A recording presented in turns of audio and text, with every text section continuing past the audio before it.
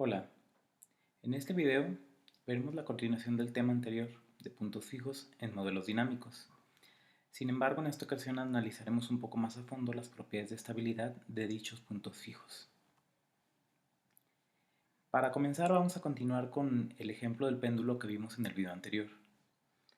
Algo que no mencioné la vez anterior en este modelo es la presencia o ausencia del signo. Si se acuerdan, ya habíamos puesto las ecuaciones, la ausencia o la presencia de este signo, dependiendo de si el ángulo θ vale 0 cuando está hacia donde jala la gravedad en el péndulo normal, y en el caso del péndulo invertido, si el ángulo es 0 cuando está al lado contrario de hacia donde jala la gravedad.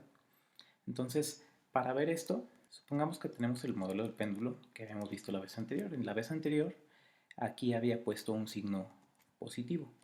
Entonces, vamos a suponer que este es el ángulo cuando está en esta dirección, ¿sí? Entonces, si nosotros hacemos el cambio de variable, vamos a hacer un cambio de variable y vamos a definir que θ es igual a pi menos θ testada, por ejemplo, ¿sí? Entonces, si hago este cambio de variable, lo que estoy diciendo es que si inicialmente el ángulo 0 estaba en esta zona, ahora lo que voy a hacer es que el ángulo 0 va a estar en la parte inferior. Entonces, al hacer este cambio de variable, fíjense que, bueno, aquí podemos derivar dos veces. Entonces, voy a tomar esta parte, la derivo una vez. Entonces, si derivo de este lado con respecto al tiempo, pues la derivada de pi es 0 y la derivada de este término, pues es esta. Entonces, si se fijan, la primera derivada cambia de signo. La segunda derivada, pues igual, podemos derivarlo aquí y entonces vamos a tener que es la segunda derivada de este lado. Entonces, ya que tenemos eso, pues nada más sería sustituir en esta parte. Si se fijan, este término entonces lo podemos sustituir y va a ser simplemente θ testada con signo negativo. Igual aquí, la primera derivada, esta, la podemos sustituir y entonces va a ser la derivada de θ testada, pero va a cambiar de signo, entonces va a ser positivo. Y por último vamos a poner esto que está aquí. Entonces, cuando yo tengo seno de pi más algo, este término, pues el seno de pi sería menos, quitamos el pi y sería menos, ¿sí? Además, el seno es una función impar. Como es una función impar, lo que significa es que el seno de menos algo es igual a menos seno de algo. Entonces, este menos se cancela con este menos. Y así quedaría la expresión.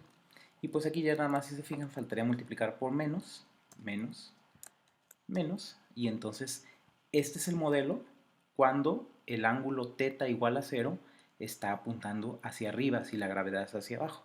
Y este modelo, θ testada igual a 0, es el ángulo θ hacia abajo, que es en la dirección hacia donde está empujando o jalando la fuerza de gravedad. Entonces, si se fijan, ambos modelos son válidos, son equivalentes, nada más es un cambio de coordenadas. Es la forma en donde definimos si θ va hacia arriba o va hacia abajo. Entonces, bueno, independientemente de eso, ya vimos que en el estado estacionario esta segunda derivada con respecto al tiempo es 0, esta derivada es 0, y entonces queda nada más este término igual a 0, y pues los puntos fijos son 0 y más menos npi, que a fin de cuentas, aunque parecen un número infinito de puntos fijos, en realidad son dos puntos fijos, hacia la parte de arriba y hacia la parte de abajo. Entonces, recordando lo que habíamos visto la vez anterior, pues este péndulo tiene dos puntos de equilibrio, o dos puntos fijos, uno en la parte de arriba, otro en la parte de abajo, y uno usualmente es estable y otro usualmente es inestable. Si se acuerdan, la vez en el video anterior pues les había mostrado incluso hasta el pendulito, el Lego de mi hijo, que aquí lo traigo otra vez. Entonces, este péndulo, pues bueno, si yo lo trato de detener aquí, en algún momento puedo hacer que se detenga. Si se fijan, ahí está. Ahí está totalmente detenido, pero cualquier movimiento y se cae. Entonces llega hacia abajo. Este punto fijo es inestable, este punto fijo es estable. Vamos a ver las matemáticas que nos ayudan a analizar si ese punto fijo es estable o inestable. Bueno, en el video anterior ya habíamos visto esta diapositiva, que es la que explica qué es un punto fijo.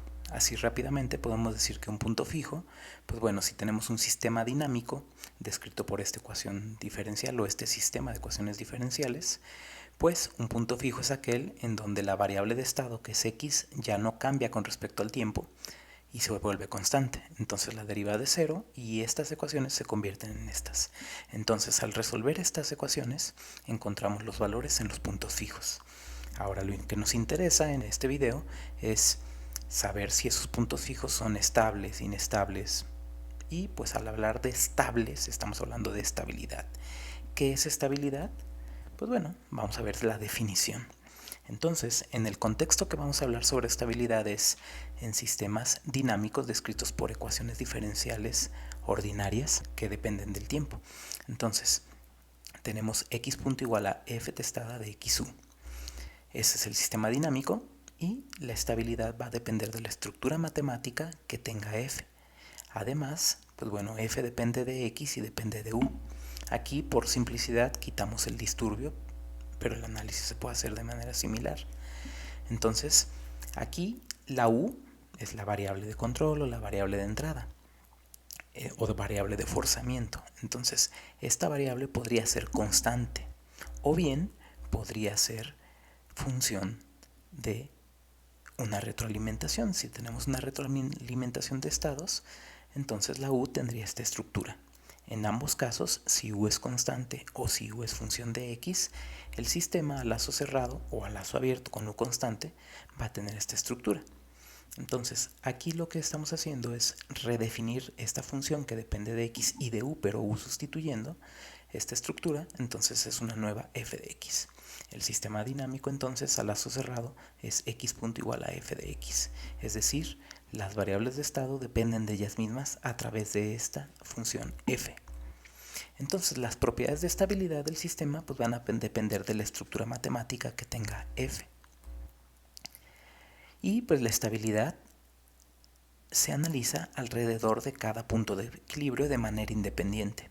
Entonces, para el sistema x punto igual a f de x, el punto de equilibrio es esto igual a 0, entonces que es esta estructura, y vamos a analizar esos puntos de equilibrio de manera independiente. Entonces, ahora sí, podemos definir lo que es estabilidad. Entonces, un punto fijo va a ser estable, y bueno, esto que está aquí es la manera más formal, desde un punto de vista matemático, de expresarlo. ¿Qué significa esto? Pues bueno, para entenderlo vamos a hablar de este que está aquí. Esto habla de las normas. Vamos a ver qué es una norma rápidamente. Y bueno, las normas, vamos a definirlo. Si yo tengo un vector x que depende de x1, x2 hasta xn, es un vector de dimensión n, entonces hay algo que se define como norma p. La norma p se define como la sumatoria desde igual a 1 hasta n de xi. Este es el valor absoluto de xi elevado a la p. Es decir, cada elemento del vector se le saca el valor absoluto, se eleva a la p y se suma. El resultado se le saca la raíz p. Entonces eso es lo que se le llama norma p.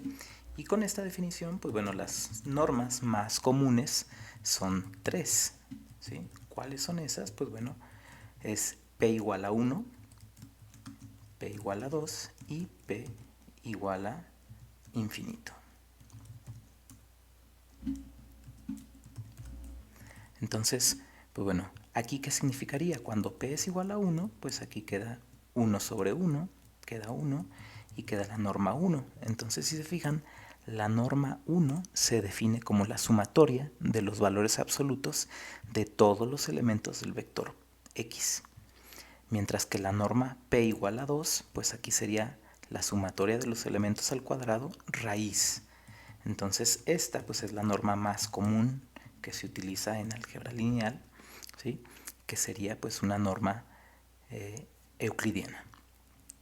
Por otro lado, la norma infinito, si yo aquí le pongo infinito, entonces estoy elevando cada uno de los elementos de la sumatoria a infinito y al resultado le saco la raíz infinita. Entonces, aquí como son muchos elementos los que están sumando, o varios elementos en elementos, ahí va a ser uno solo dominante. El número más grande, al elevarlo a infinito, es el que va a ganar. El que va a ser más grande, y a la hora de sacar las raíces va a ser el dominante. Entonces, esta norma queda o se reduce al valor máximo de los valores absolutos de x, y. Para i, pues igual a 1, 2, así, hasta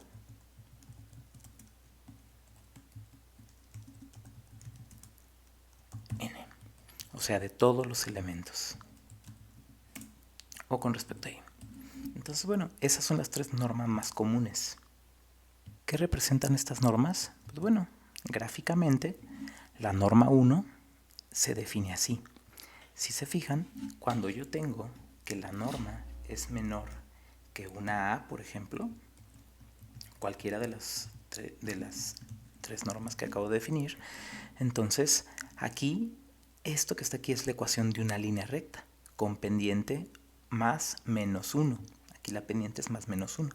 Entonces, norma 1 de x menor a A representa una superficie cerrada encerrada en un rombo, si tenemos dos variables, x1 y x2. Si tenemos un sistema con tres variables, pues sería una estructura tipo tetaédrica.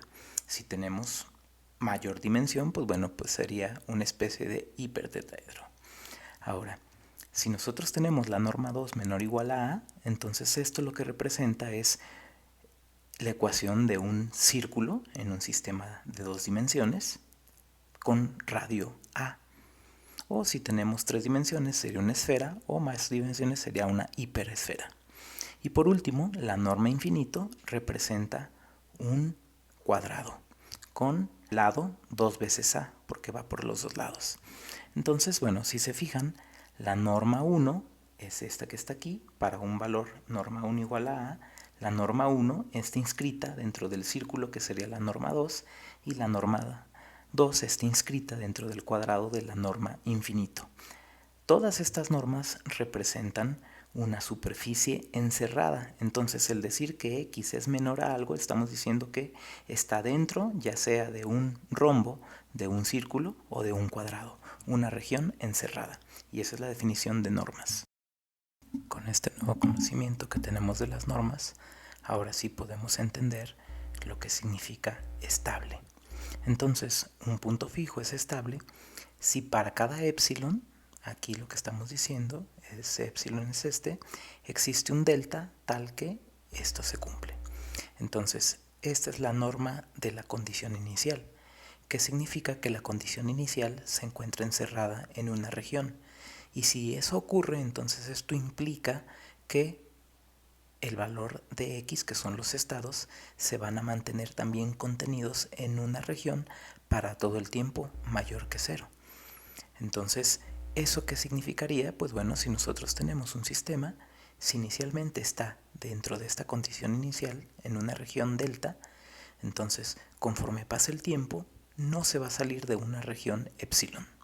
Entonces, bueno, aquí estoy usando algo similar a una norma 2, pero es una región contenida. Entonces, un sistema estable puede permanecer oscilando, pero no se dispara, no se va a ningún otro lado. Entonces, esa sería la definición de estabilidad. Ahora, inestable si no es estable, así de simple. ¿Qué significa? Que si yo tengo una condición inicial en alguna región, el sistema se va, se dispara, se aleja, ¿sí? Eso sería lo que significa inestable. Y por último hay otra definición que es asintóticamente estable. Entonces, es asintóticamente estable si delta se puede elegir de tal forma que cuando la condición inicial está contenida en una región, entonces x tiende a 0. Esa sería la definición. Entonces, pues bueno, ahí está el comportamiento. Y bueno, esas son las definiciones de estabilidad. Un sistema puede ser entonces estable o inestable, y dentro de la rama de estabilidad hay unos que se llaman asintóticamente estable, y entonces un punto de equilibrio, un punto fijo, va a ser asintóticamente estable si es atrayente. Si regresamos al ejemplo del péndulo, entonces la parte inferior sería un punto de equilibrio asintóticamente estable porque converge o tiende a ese valor. En cambio, el punto de equilibrio en la parte superior es inestable. ¿Por qué? Porque se aleja. Entonces, bueno, Para entender esto de estabilidad, pues muchas veces se hace un análisis simple que se llama método indirecto de Lyapunov.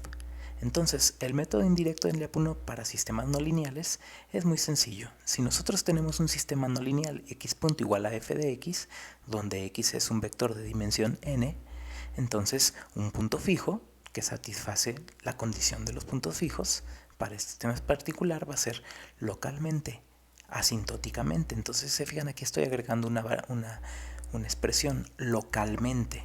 ¿Por qué localmente? Porque bueno, el punto fijo, alrededor del punto fijo es donde va a funcionar este criterio, solamente de manera local, no necesariamente en todos los posibles valores de x, sino solamente alrededor del punto fijo. Entonces va a ser localmente asintóticamente estable si los eigenvalores de esta expresión que está aquí es el jacobiano de f, evaluado en el punto fijo. ¿Cómo se define el jacobiano? Pues el jacobiano es la derivada de f. Acuérdense que f es un vector de funciones. Entonces tendríamos la parcial de f1 con respecto a x1, de f2 con respecto a x1, la primera columna es con respecto a x1. Y luego la siguiente columna es con respecto a x2 de cada elemento de f, y así hasta la columna n. Entonces se fijan, es una matriz cuadrada de n por n evaluada en el punto fijo. A esto es a lo que se le llama jacobiano. Entonces va a ser localmente asintóticamente estable si los eigenvalores del jacobiano evaluados en el punto fijo tienen parte real negativa. Todos los eigenvalores. Entonces, si tenemos una matriz de dimensión n, esta matriz tiene n eigenvalores. Esos eigenvalores pueden ser reales o complejos y pueden ser repetidos o no repetidos. Además de localmente estable, también está localmente inestable. Entonces, va a ser localmente inestable si al menos uno de los eigenvalores del jacobiano evaluado en el punto de equilibrio tiene parte real positiva. Y finalmente, si al menos un eigenvalor del jacobiano evaluado en el punto de equilibrio tiene parte real igual a 0, entonces el método indirecto de Lyapunov no funciona y no nos puede dar un resultado o una conclusión. Entonces, pues bueno, eso es cuando tenemos sistemas no lineales. Cuando tenemos sistemas lineales, pues es un caso particular. Entonces, en este caso, f es a por x. Y entonces el jacobiano, que se define como la parcial de f con respecto de x, pues es simplemente la matriz A. Y aquí el punto fijo es x igual a 0, el vector. Entonces va a ser asintóticamente estable si todos los eigenvalores de A tienen parte real negativa. Esto es equivalente al caso anterior no lineal. Inestable si al menos uno de los eigenvalores tiene parte real positiva o al menos uno de los eigenvalores tiene parte real igual a 0 con multiplicidad igual o mayor a 1, es decir, cuando tenemos eigenvalores que tienen parte real 0 y se repiten una o dos veces el mismo eigenvalor. Y por último se va a llamar marginalmente estable si A tiene eigenvalores con parte real igual a 0, pero estos eigenvalores no tienen multiplicidad, es decir, no se repiten, ¿sí? Mientras que los demás valores tienen parte real negativa. ¿Por qué? Porque cuando al menos un eigenvalor es positivo ya se vuelve inestable.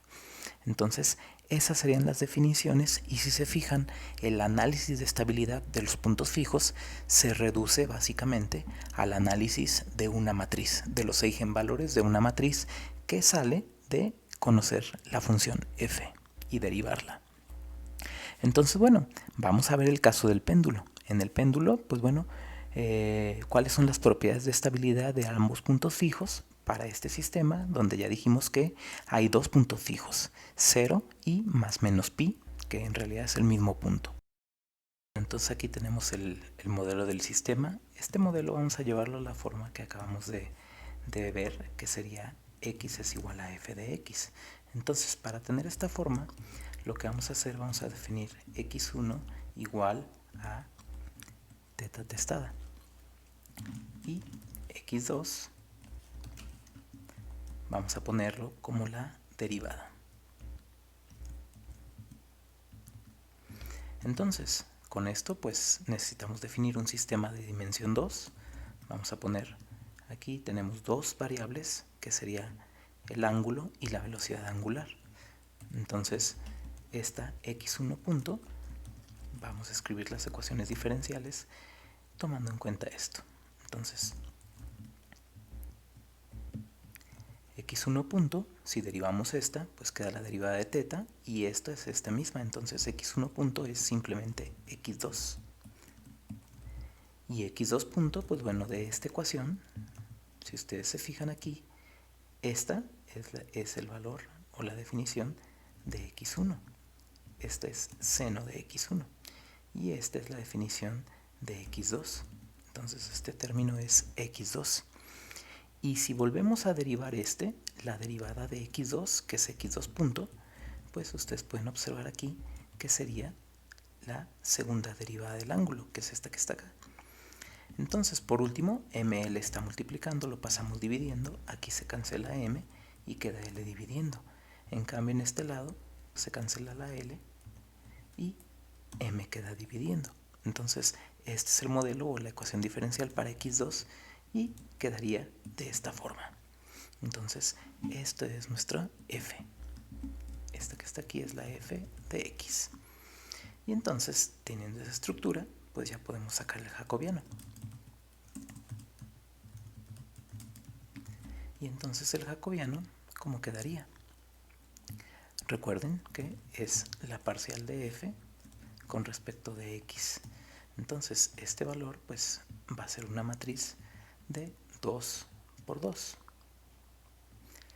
Entonces la parcial de f1, el primer renglón de esta f es f1.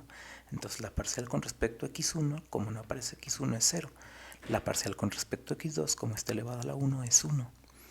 Y luego acá abajo, si derivamos este término, la parcial con respecto a x1 sería la parcial del seno, y la parcial del seno pues es el coseno. Mientras que la parcial de esto con respecto a x2 pues sería simplemente menos mu sobre m. Entonces ese es el jacobiano, y ahora recuerden que como se tienen dos puntos fijos, que serían, ¿cuáles son esos puntos fijos? Pues el primero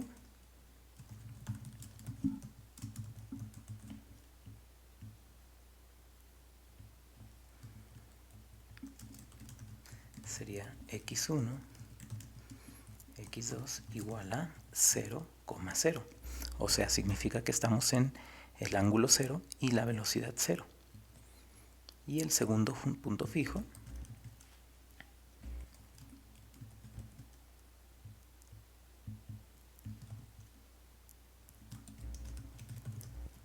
va a ser más menos pi. Entonces, no importa cuál sea, si más o menos, de todas formas estamos hablando del mismo punto. Entonces aquí simplemente tenemos que evaluar esto evaluado en 0,0. Entonces coseno de 0 es 1 y queda así la matriz. En cambio, para el otro caso, tendríamos que evaluar ahora en el punto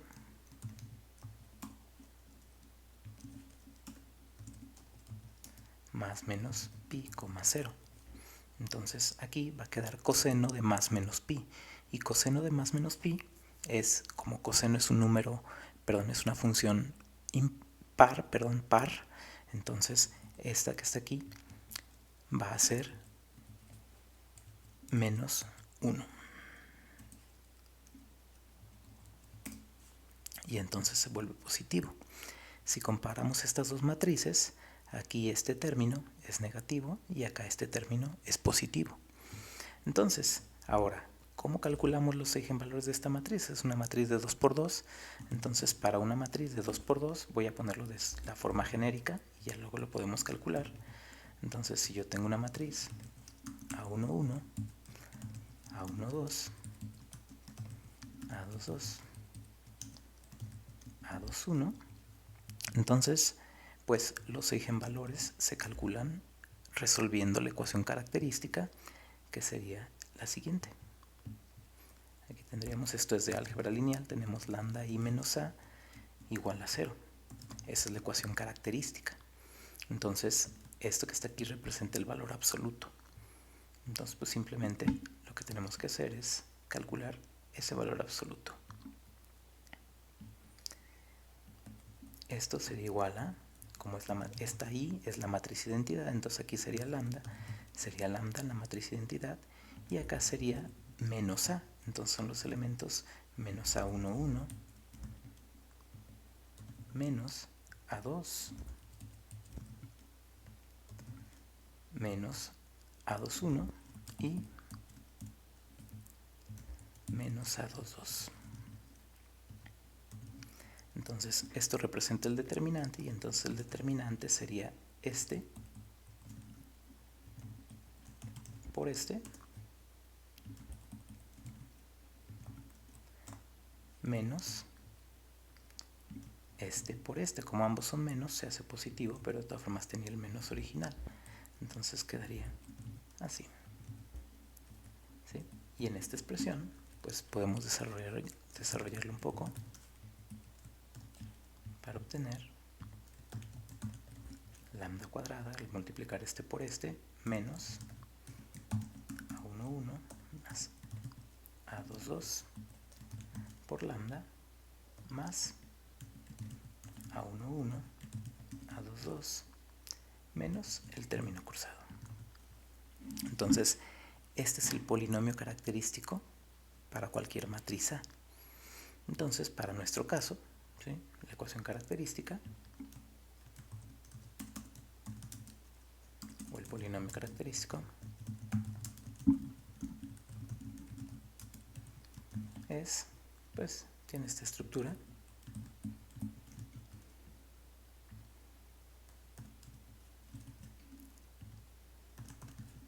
Nada más que aquí, pues, el término A1, 1 es este que vale 0. El término A2, 2 es este que vale menos mu sobre m. Y ahí menos con menos, pues, se vuelve más. Y luego este por este, pues, va a ser 0. Y este por este. Como es negativo, con este se va a volver positivo y va a quedar simplemente más g sobre l. Este es el polinomio característico. Y para el ejemplo, para el segundo caso, va a tener esta misma estructura, nada más lo único que cambia es cuando multiplicamos este por este, como aquí es positivo, entonces aquí va a quedar menos. Esas dos son las polinomios característicos. Entonces aquí pues es una expresión cuadrática, los eigenvalores pues van a ser menos mu más menos mu sobre 2 más menos la raíz de este término elevado al cuadrado menos g sobre l. En cambio, para el segundo caso, las raíces son simplemente, aquí va a ser más. Entonces, bueno, si comparamos las dos raíces, para el primer caso, este término elevado al cuadrado, pero luego tiene la raíz, entonces este término es similar a este en orden de magnitud. Sin embargo, aquí a este término que es positivo le estamos restando algo. Entonces, como le estamos restando, lo que tengamos aquí, pues bueno, hay varios casos. Si la g sobre l es mayor a este término, esto se va a volver un número complejo. Y entonces la parte real sería negativa. Ahora, si esto es menor, de todas formas a este le estamos restando este y va a ser un número más pequeño. A la hora de sacar la raíz va a ser más pequeño que este. Por lo tanto, ambos eigenvalores van a ser negativos o van a tener parte real negativa. Entonces, ambos eigenvalores tienen parte real negativa. Mientras que en este otro caso, si este término g sobre l es positivo, entonces este término en orden de magnitud es más grande que este. Y como aquí estamos sumando y estamos restando, entonces cuando tengamos el término positivo, este le va a ganar a este y va a tener un eigenvalor positivo y otro va a ser negativo. Entonces aquí un eigenvalor es o tiene, bueno, es real positivo y otro es real negativo. Entonces, para el primer caso, acuérdense, por lo que el punto fijo es asintóticamente estable. En cambio acá, como tenemos un eigenvalor con parte real positiva, entonces por lo que el punto fijo es inestable. Y entonces, bueno, si se fijan, concuerda con lo que ya habíamos hablado. El punto fijo, el punto fijo 0, 0, resulta que es asintóticamente estable, la parte inferior del péndulo, mientras que el punto fijo pi 0, que sería la parte superior, es inestable. Entonces matemáticamente concuerda con la intuición y con lo que habíamos visto. Fíjense que aquí tenemos un caso particular. Cuando no tenemos fricción, si nos regresamos al modelo, cuando no tenemos fricción esta parte es 0, mu sería 0. Entonces en esta estructura la mu sería 0 aquí, y entonces en las raíces esta mu sería 0 y mu sería 0. ¿Y qué ocurre? Pues tendríamos que lambda sería igual a la raíz, a más menos la raíz de menos g sobre l. Entonces eso pues es un número complejo, o bueno, un número imaginario, con parte real igual a 0. Entonces si se fijan, de acuerdo al método indirecto de Lyapunov, ¿sí?, para el caso en el que mu vale 0, entonces este término se hace 0, esto se hace 0, y aquí pues este lo puedo poner como el número imaginario. Tenemos dos eigenvalores con parte real igual a 0, y eso implica que no podemos sacar ninguna conclusión. ¿Por qué? Porque el sistema original es no lineal, porque tenemos el seno de x1. Entonces, bueno, es un caso particular. ¿Qué es lo que ocurre en este caso? Pues tenemos un péndulo sin fricción. O sea, por ejemplo, un péndulo que está en el espacio. Entonces ahí por la inercia, por la ley de la inercia, tendría que seguir oscilando si se mantiene, si está inicialmente oscilando. Entonces, les voy a mostrar ese ejemplo. Imagínense que tienen un péndulo. Ahí, pues bueno, se puede hablar de energía.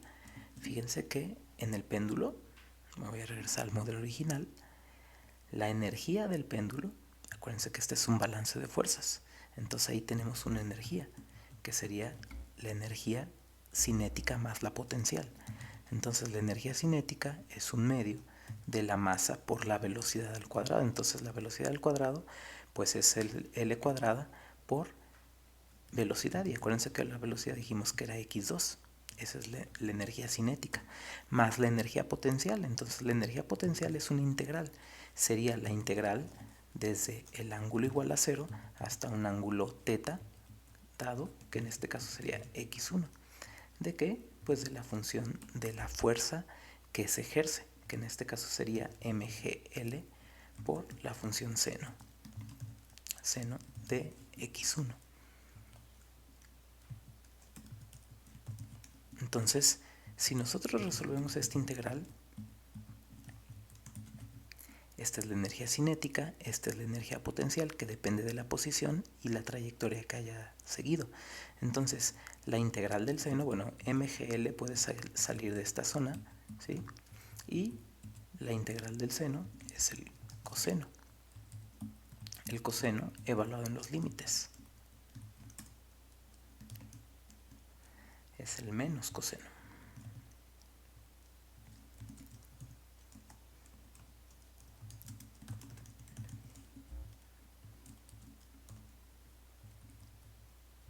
Entonces, evalúen los límites. En el límite superior, pues queda x1. En el límite inferior, coseno de 0 es 1. Y entonces aquí, si acomodamos este menos, pues lo podemos poner como más. Va a ser 1 menos coseno.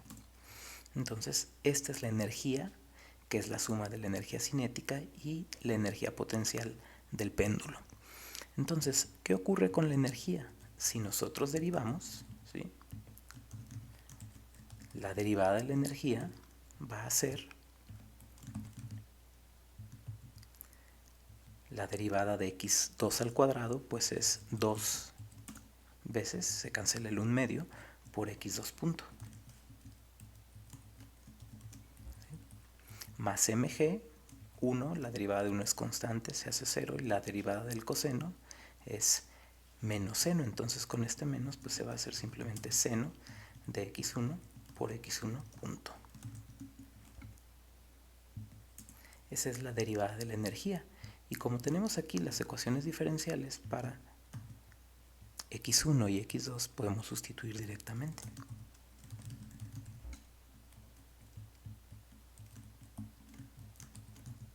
Entonces fíjense que la derivada de x2 es esto que está aquí. La derivada de x1 es x2. Y entonces en esta estructura el término ml puede pasar aquí, puede pasar acá, y entonces aquí una de estas L's se cancela con la que estaba dividiendo. Aquí esta m se cancela con esta. Aquí tenemos x2 al cuadrado. Y aquí, si se fijan, este término es exactamente el mismo. ¿Sí lo ven? Este es exactamente el mismo, nada más con signo contrario. Entonces se van a cancelar. ¿Esto que representa? Representa la transición que hay entre energía cinética a energía potencial. Entonces, el cambio de la energía es menos mu L cuadrada por x2 al cuadrado. Acuérdense que esto es la velocidad. Entonces, la energía la va a perder. ¿Por qué? Porque esta es velocidad al cuadrado. Entonces, siempre es positivo. Y la energía se va a ir perdiendo debido a la fricción. Eso lo que hace es que el péndulo se vaya deteniendo. En cambio, si no hay fricción, si mu es igual a 0, entonces la energía permanece constante. Esto lo podemos ver acá. Este es el péndulo. Entonces, si inicialmente empieza aquí, ¿qué es lo que hace? Pues si es un péndulo en el vacío que no tiene fricción, la energía cinética más la potencial se mantienen constantes. Cuando la energía cinética aumenta, la potencial disminuye y así van oscilando y la energía total se mantiene constante. Este es un caso para una condición inicial. Si le ponemos otra condición inicial que empieza más alto, pues si se fijan tiene una deformación por la estructura no lineal. Entonces eso hace que cuando el péndulo esté más arriba gire más lento que cuando está abajo. Eso se ve aquí, por eso no se ve una onda senoidal perfecta, sino se ve un poco aplanada en esta forma, en esta parte, y un poco estirada en esta zona, pero la energía total sigue siendo constante. Ahora, el péndulo puede girar completamente, o sea, si gira completamente, entonces pues el ángulo, si vamos sumando pi, 2pi, 3pi, cada vez va girando más, se va oscilando más, pero nunca se detiene, nunca se frena el péndulo porque tiene una energía suficiente que hace que gire continuamente, ¿sí? Este es otro caso que gira para el otro lado y gira más lento. Entonces esos 4 casos son péndulos sin fricción. ¿Cómo hice esas simulaciones? Pues bueno, esto lo hice utilizando MATLAB, ¿sí? Y utilizando MATLAB se generaron esta figura. En esta figura, pues bueno, es básicamente esto que está aquí. A esta gráfica en particular se le llama plano de fase. En el plano de fase se están graficando la posición y la velocidad angular, o sea, x1 y x2 se están graficando. Entonces, la trayectoria que tiene es de este tipo. En cambio, en el caso inicial es una trayectoria cerrada. ¿Por qué? Porque bueno, el ángulo va creciendo, pero este ángulo pues son en radianes, entonces cada múltiplo de pi en realidad es la misma zona y el péndulo pues está oscilando nada más. Entonces, si se restringe el ángulo que solamente varíe de menos pi a más pi, se va a ver de esta forma. Entonces, un péndulo que está oscilando lentamente en la parte inferior tiene esta estructura. Cuando oscila más, casi llegando hasta arriba, tiene esta estructura. Y cuando da la vuelta completa, entonces llega aquí, llega a un lado y se va a menos pi. Vuelve a oscilar y se va a menos pi. Igual en la parte inferior. Entonces gira para la otra dirección. Entonces, estos son los planos de fase de cómo funciona un péndulo sin fricción. Pero ahora, si tenemos un péndulo con fricción, ¿qué es lo que ocurre? Pues aquí hay un medio, por ejemplo aire, que a través de la fricción del péndulo con las moléculas de aire se produce calor. Parte de la energía cinética se pierde en calor y entonces el fluido en realidad se calienta, aunque se calienta centésimas, milésimas de grado centígrado, que no son apreciables, pero eso es suficiente para que se detenga el péndulo. Entonces, si se fijan, la energía total se va perdiendo. Y el péndulo, ¿qué es lo que ocurre? Pues inicialmente empieza a oscilar, pero cada vez va más lento, va más lento, va más lento, hasta que llega al punto. Entonces, se fijan, esa es la definición de un punto de equilibrio asintóticamente estable. Acá en esta zona, pues es el mismo péndulo, nada más con otro tipo de oscilación. También ahí está. Y un péndulo que puede dar un giro, pero eventualmente se detiene. Entonces esta es la trayectoria angular que va a tener el péndulo. Y este es otro ejemplo. Un péndulo que también tiene un giro extra. Ahorita va a empezar otra vez. Tiene un giro y se va deteniendo por la fricción. Entonces, en los sistemas reales, ¿qué es lo que le da estabilidad al sistema? Pues en este caso, la pérdida de energía. Para un sistema mecánico es la pérdida de energía a través de fricción. Entonces la energía útil, que era energía de movimiento, se convierte en energía calorífica que hace que se frene. Y eso es lo que le da estabilidad y hace que se detenga en la parte inferior, ¿sí? Entonces, a esto se les llama planos de fase y nos dicen las trayectorias que tiene. Entonces, este es un péndulo que no tiene fricción y este es un péndulo que sí tiene fricción. Si se fijan, empieza a oscilar, oscilar, oscilar hasta que se detiene. Aquí se detiene en el ángulo igual a 0. Acá se detiene en ángulo igual a 2pi. ¿Por qué? Porque giró una vez. Entonces hizo un giro para un lado, aquí hizo un giro para el otro y entonces aquí se detiene en menos 2pi y aquí en más 2pi. Acuérdense que está en radianes. Entonces, bueno, esos son casos particulares. Ahora, se puede hacer un plano de fase un poco más genérico cuando se prueban con diferentes condiciones iniciales. Entonces, se fijan, este es el comportamiento del péndulo cuando yo le pongo diferentes posiciones angulares y velocidades angulares iniciales. Y lo que ocurre es que él oscila, pero eventualmente se detiene. Aquí significa que se detuvo el péndulo con fricción, se detiene en el ángulo igual a 0. En esta zona giró una vez y se detuvo, entonces se detuvo en el ángulo igual a 2pi, que es igual al ángulo 0 en la parte inferior. Aquí giró 2 veces, aquí giró 3 veces para un lado y aquí giró para el otro lado una vez, 2 veces, 3 veces. Entonces todos estos puntos en realidad es el mismo punto. Ahora aquí viene algo interesante. El punto pi es en esta zona, aquí. En realidad aquí, este es un punto estable. Y aquí en esta zona está el punto inestable. Es el punto en la parte superior que repele. Entonces, fijan, se intenta acercar a este punto, pero como no es un punto de equilibrio estable, se ve repelido y eso hace que gire, gire, gire hasta que llegue acá. Igual aquí, viene, se acerca a este punto de equilibrio, pero lo repele. A este tipo de comportamiento se le llama punto de silla. Entonces es un sistema que tiene un punto de equilibrio estable, asintóticamente estable, y otro punto de equilibrio inestable con estructura de punto de silla que repele. Ese es el comportamiento del péndulo. Pasemos al siguiente ejemplo. Y la idea es ver qué pasa ahora con un reactor. El péndulo fue un ejemplo académico para entender el comportamiento, es algo intuitivo porque ustedes han visto de manera clara cómo se comporta un péndulo. Pero un reactor, pues bueno, ahí sí puede ser un poco más complejo. Pero los principios físicos pues son similares o análogos. Entonces, bueno, ya teníamos un modelo de un reactor. En este caso le quité la chaqueta y solamente dejé la temperatura de la chaqueta como una variable adicional. Y entonces tenemos un sistema con dos ecuaciones diferenciales. Bueno, vamos entonces a MATLAB para ver el comportamiento del sistema y analizarlo. Este es el modelo, son las dos ecuaciones diferenciales, la ecuación para la concentración y la temperatura. Esta surgió a partir de un balance de moles del componente A y un balance de energía.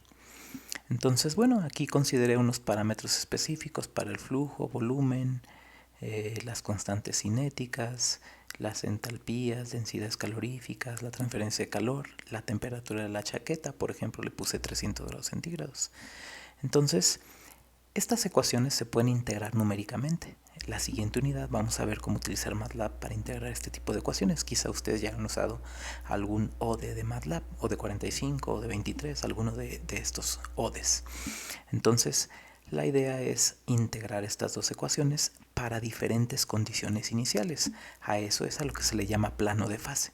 Como tenemos dos variables, pues podemos graficar la variación de concentración y temperatura para diferentes condiciones iniciales. Entonces, esta es una condición inicial y esta es la trayectoria que sigue esa condición inicial y llega aquí. Esta es otra condición inicial y la trayectoria que sigue y viene para acá y eventualmente llega acá. Entonces se fijan, aunque este punto, si nosotros vemos esta condición inicial y esta condición inicial, o esta condición inicial y esta condición inicial, ambas llegan a este punto, pero su trayectoria es totalmente diferente. Esta se viene por aquí y llega, en cambio esta tiene que hacer toda esta subida hasta acá y luego bajar y eventualmente llegar aquí. Entonces tiene un comportamiento más complejo. Cada uno de estos puntos tiene ciertos comportamientos. Entonces, esta otra gráfica, esta fue dada con una temperatura de la chaqueta de 300 grados. Y ahora, si cambio ligeramente la temperatura de la chaqueta 5 grados más y hago el mismo plano de fase, entonces fíjense cómo cambia totalmente el comportamiento. Ahora las condiciones iniciales se vienen para acá y eventualmente se quedan oscilando en un punto específico. Entonces eso hace que el sistema que está aquí descrito, tenga un comportamiento no lineal muy complejo, con múltiples puntos de equilibrio, con comportamientos que pueden ser incluso oscilantes. Entonces es la no linealidad lo que le da todo ese comportamiento tan interesante. Entonces aquí, bueno, el estado estacionario, si se acuerdan, presentación anterior, ya vimos cómo es el comportamiento. Entonces, estas son las ecuaciones que describen el estado estacionario. Para estas ecuaciones, pues bueno, esta es la concentración en equilibrio, la temperatura de la chaqueta en equilibrio. Y esto, pues, se puede trazar una gráfica que se llama de bifurcación, que es como esta que está aquí. Entonces, esta figura, voy a hacer un acercamiento. Si se fijan, aquí viene y tiene un comportamiento como una S. Esto es típico de reactores químicos con variación de temperatura. Aquí lo interesante son las propiedades de estabilidad. Entonces, bueno, vamos a analizar esas propiedades de estabilidad. Si nos venimos acá, pues bueno, estas son las ecuaciones diferenciales. Es un sistema de este tipo. La K, pues es esta K, la expresión cinética. Entonces, pues aquí podríamos definir x1 igual a concentración y x2 igual a temperatura. Entonces, si hacemos esa definición, fíjense que las ecuaciones diferenciales, pues vamos a dejarlas como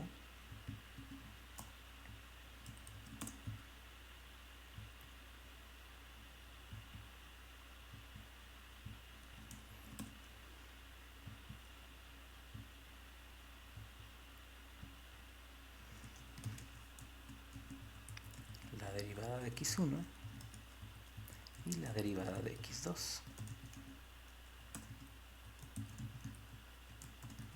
Entonces, si nos vamos a las ecuaciones diferenciales,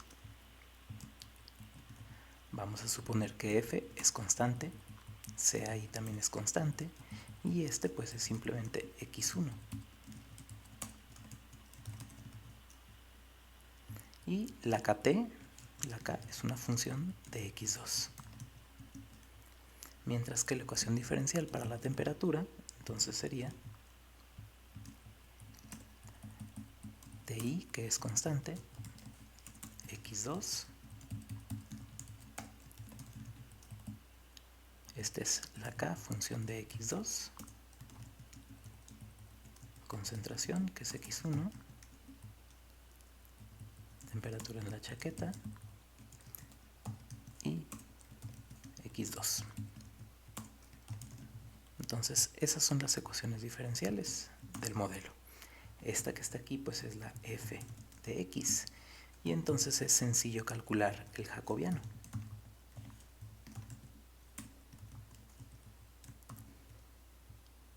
¿Qué sería una matriz de 2 por 2. Y entonces aquí tendremos que sacar la parcial de esto con respecto a x1. Esto es constante y esta quedaría 1. Y aquí también está x1, quedaría esto. Y entonces de una vez vamos a evaluarlo en el punto fijo.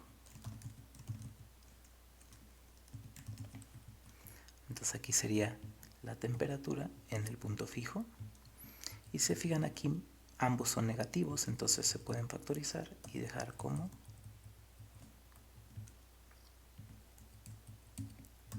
más. Ahora, la parcial de esta misma función con respecto a x2, pues todo este primer término no depende de x1, y aquí, pues este k sí depende de x1, entonces sería la parcial de x de k. Y como esta es una estructura tipo Arrhenius, fíjense que aquí esto sería x2 y aquí este sería x2, y entonces si queremos sacar su parcial, pues la derivada de este sería simplemente el mismo exponencial por la derivada de lo que está aquí arriba, y la derivada pues sería la energía de activación sobre R por x2 al cuadrado. Este menos se anula con este menos y entonces se fijan, queda la misma k multiplicada por este factor.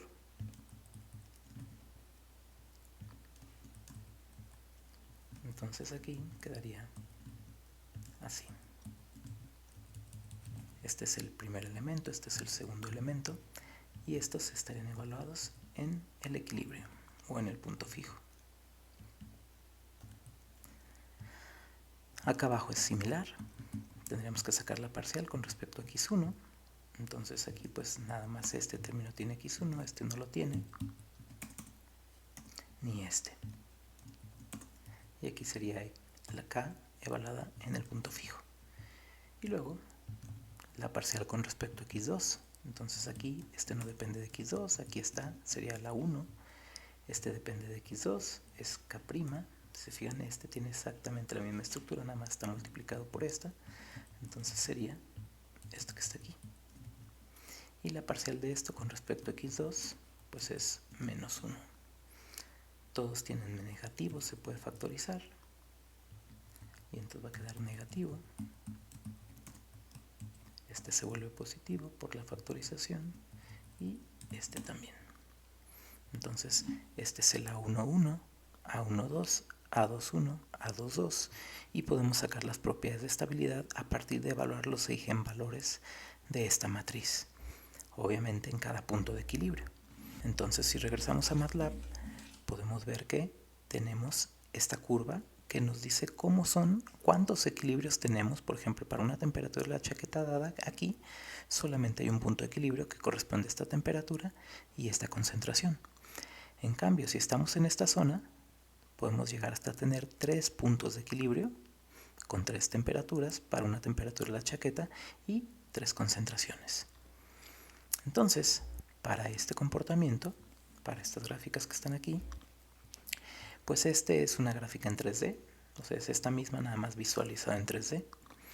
Entonces, aquí lo interesante es que cuando nosotros evaluamos los eigenvalores de esta matriz para los diferentes puntos de equilibrio, pues resulta que esta zona tiene todos los eigenvalores con parte real negativa. ¿Qué significa? Que esta zona es una zona estable. Y luego, esta zona que está aquí punteada representan puntos de equilibrio que tienen parte real negativa, un eigenvalor, y otro eigenvalor tiene parte real positiva, entonces se comporta como un punto de silla. Y luego aquí viene una pequeña zona, esta zona que está aquí, en donde ambos eigenvalores son complejos conjugados, pero tienen parte real positiva. Acá siguen siendo complejos conjugados, pero ya parte real negativa, y aquí ya otra vez reales con parte real negativa. Entonces esta es una zona estable, y aquí en medio hay una zona inestable. Entonces, en esta parte, lo interesante es lo siguiente. Cuando yo le pongo una temperatura de 300 grados a la chaqueta, aquí hay un punto de equilibrio estable y dos puntos de equilibrio inestables. ¿Eso dónde se visualiza? Pues bueno, aquí. Este es el plano de fase, aquí están los tres puntos de equilibrio, este es el punto de equilibrio estable, asintóticamente estable, que atrae al sistema. Este es el punto de equilibrio, uno de los puntos de equilibrio inestables y otro de los puntos de equilibrio inestables. Ambos son puntos de silla, entonces repelen el comportamiento o las concentraciones y temperaturas o las trayectorias del sistema. Si cambiamos 5 grados la temperatura a 305, fíjense que estaríamos en esta zona, donde otra vez solo se tiene un punto de equilibrio, pero ese punto de equilibrio es a una temperatura más alta, pero sigue estando en una zona inestable, en donde dos eigenvalores con parte real positiva y un comportamiento oscilatorio. Entonces, eso donde lo podemos visualizar, pues sería este otro caso, en donde solo hay un punto de equilibrio, pero ese punto de equilibrio es inestable. Entonces, como es inestable, repele el sistema. Es decir, que cualquier condición inicial que esté cerca de este punto fijo se va a alejar. Se viene para acá, por ejemplo, está aquí inicialmente y se intenta alejarse. Ahora, el reactor se rige por la termodinámica y por los principios de balances de energía o conservación de energía y de masa. Entonces, no se puede generar energía de manera espontánea, el sistema tiene una cierta energía y no puede la energía crecer indiscriminadamente. Entonces, ¿qué es lo que ocurre? Pues que si empieza con condiciones iniciales por esta zona, acuérdense que las trayectorias habíamos visto que en el ejemplo anterior, en el caso anterior, que son 5 grados de diferencia en la temperatura de la chaqueta, hay ciertas trayectorias que suben y luego regresan. Y este es un punto de equilibrio inestable. Este punto de equilibrio se desplaza un poquito y es el nuevo punto de equilibrio que tenemos acá. Entonces, una condición inicial por aquí viene, sube, baja y se está acercando a este punto de equilibrio, pero como es inestable, pues entonces es repelido. Pero como ya no hay más puntos de equilibrio acá, este es el único punto de equilibrio y no se puede generar energía, entonces el sistema se queda en algo que se llama ciclo límite. Se queda oscilando alrededor ahí se queda oscilando. Cualquier condición inicial trata de tener esta trayectoria y eventualmente se queda oscilando. ¿Por qué? Porque no se va a generar energía indiscriminadamente y la concentración y la temperatura no se van a ir infinito o no se van a ir a cero, porque el reactor todo el tiempo sigue recibiendo masa, energía, porque acuérdense que es un reactor continuo de tanque agitado. Entonces, digamos, similar a lo que habíamos visto en el péndulo, ¿sí? Que tiene una energía cinética y potencial que está oscilando, que está cambiando de energía cinética a energía potencial. Cuando hay fricción, entonces se va perdiendo energía hasta que el péndulo se para. Si no hay fricción, pues se queda oscilando y se queda en un ciclo determinado. Pues bueno, en el caso que está acá arriba, este punto de equilibrio, si hablamos de energía, sería una energía libre. ¿Qué es lo que ocurre? Que aquí el sistema va perdiendo energía libre hasta que llega un punto en el que llega al mínimo, pero de pérdida de energía. ¿Por qué? Porque es un reactor continuo. Entonces aquí sigue disipando, sigue produciendo entropía, ¿sí? Y entonces la energía libre llega a un punto en el que el cambio de la energía libre se mantiene constante todo el tiempo dentro del reactor y pues bueno, se llega a un punto que se llama punto fijo, que se puede basar en termodinámica fuera de equilibrio. Entonces, estos puntos inestables son puntos en los que la pérdida de energía libre no es factible, digamos, la producción de entropía no es factible y por eso se vuelven inestables, ¿sí? Y en cambio, en este caso, es el único punto fijo que es inestable. Entonces, pues bueno, aquí como no puede perder energía indefinidamente ni ganar energía indefinidamente, entonces queda en un punto en donde se genera un ciclo en donde gana energía libre, pierde energía libre, gana energía libre, pierde energía libre y se queda oscilando de manera continua. Esos son los comportamientos que dan las no linealidades del modelo, este tipo de modelos de reactores. Y esto es con unos parámetros específicos. Si le cambiamos los parámetros específicos, pues va a cambiar la forma de esta gráfica, es la gráfica de bifurcación y los equilibrios. Entonces, en resumen, ya habíamos visto en el video anterior que tenemos sistemas en donde puede haber múltiples puntos de equilibrio y estos puntos de equilibrio algunos pueden ser estables o inestables.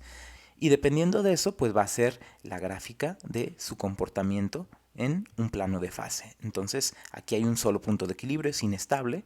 Como el sistema es no lineal, las no linealidades en este caso juegan a nuestro favor para que las concentraciones y temperaturas no se disparen infinito y se quede oscilando. En cambio, en este caso, pues bueno, tenemos 3 puntos de equilibrio, uno estable, 2 inestables, entonces todas las condiciones iniciales tienden a esto. Ahora, aquí hay que tomar en cuenta que la diferencia entre esta gráfica y esta gráfica son 5 grados Kelvin de diferencia entre la temperatura de la chaqueta en un caso y en otro. Aquí son 5 grados más alto. Entonces cambia radicalmente el comportamiento de tener el único punto de equilibrio que estaba acá y ahora el único punto de equilibrio, que es este, es inestable y se queda oscilando en un lugar totalmente diferente. Entonces imagínense, ustedes estaban operando un reactor y están operándolo en esta zona y de repente hay una variación de 5 grados centígrados y las condiciones en su reactor, ¡pum!, se van y se vienen en este punto. Entonces, eso puede ocasionar problemas. También aquí hay que considerar otra cosa. Este es un modelo, una aproximación, un modelo matemático, no es el proceso real. Entonces, no considera algunos factores. O sea, por ejemplo, aquí la temperatura sube, está inicialmente alrededor de 350 grados Kelvin y sube, y si se fijan, sube hasta 550 y luego baja. Entonces, si es un reactor en estado líquido, pues ahí lo que podría pasar es que al subir a esta temperatura ya todo lo que estaba líquido se evaporó, ¿sí?, y hubo sobrepresión y hasta pudo haber explotado el reactor. Entonces, obviamente esta zona, pues bueno, hay que tener cuidado con las predicciones del modelo si está prediciendo subidas de temperatura tan altas, ¿sí? ¿Por qué no aparece? Pues porque en este modelo es un modelo solamente de 2 ecuaciones, no considera que se cambie de fase, que cambie el estado gaseoso, que haya una sobrepresión. Entonces, bueno, el modelo es un modelo, siempre hay que tener en cuenta que lo que estamos analizando es un modelo que se aproxima a un proceso, pero que podría en algún momento no describir completamente el fenómeno. Y pues bueno, con esto terminamos la explicación de los puntos de equilibrio. Terminamos esta parte y pues con esto también terminamos el análisis de las propiedades de los puntos fijos. En resumen, podemos decir que todos los puntos fijos tienen propiedades de estabilidad, cada uno se tiene que analizar de manera independiente. Un método que se puede utilizar es el método indirecto de Lyapunov. Hay que respetar las reglas del método indirecto de Lyapunov y entonces el sistema o el punto de equilibrio puede tener propiedades de estabilidad, puede ser estable o asintóticamente estable y puede ser inestable. Y todo en el método indirecto de Lyapunov se reduce a determinar los eigenvalores del jacobiano y ver si estos tienen parte real positiva, negativa o cero. Y pues bueno, eso es todo. Nos vemos en el siguiente video.